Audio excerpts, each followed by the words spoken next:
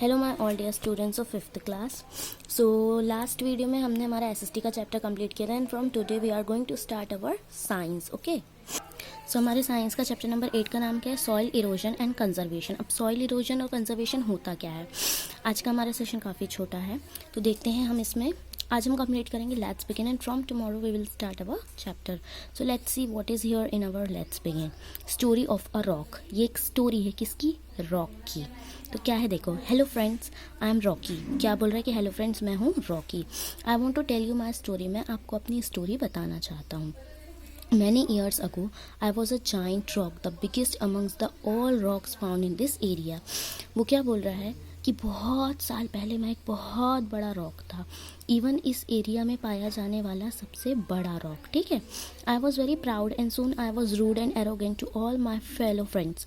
क्या बोल रहा है? मुझे बड़ा ही प्राउड था कि मैं सबसे बड़ा हूँ, फिर धीरे धीरे मुझे घमंड आ गया और मैं अपने दोस्तों की तरफ एकदम एरोगेंट और रूड हो गया।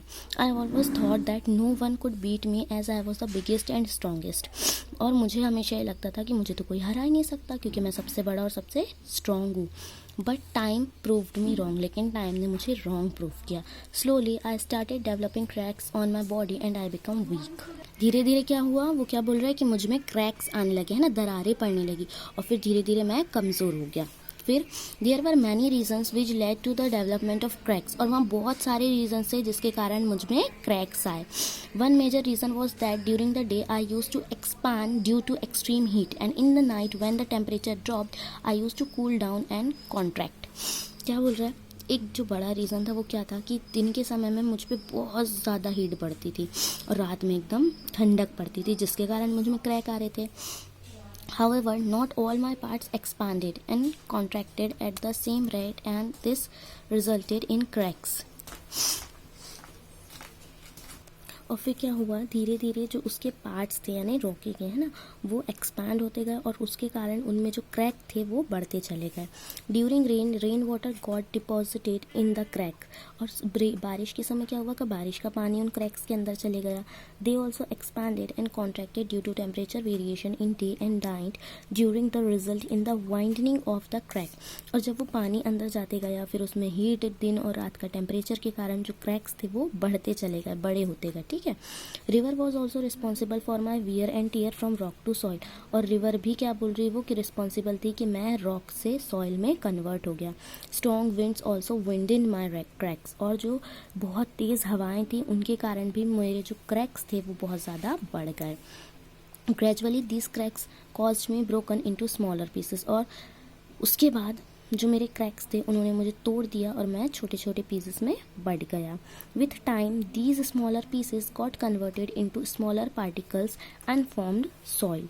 और समय के साथ जो छोटे छोटे पीस थे वो और भी ज़्यादा छोटे छोटे होते गए और फिर वो जाकर क्या बन गए?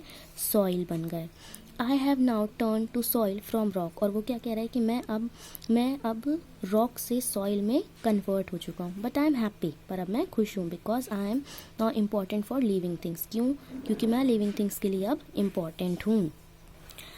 I am rich in nutrients and support different forms of plants and animal life. Let us explore more about soil. अब क्या बोल रहा है कि मुझ में बहुत सारे न्यूट्रिएंट्स आ गए हैं और मैं प्लांट्स को और एनिमल्स को उनकी लाइफ में सपोर्ट करता हूँ। ठीक है, तो ये कौन कह रहा है? ये सब कह रहा है रॉक।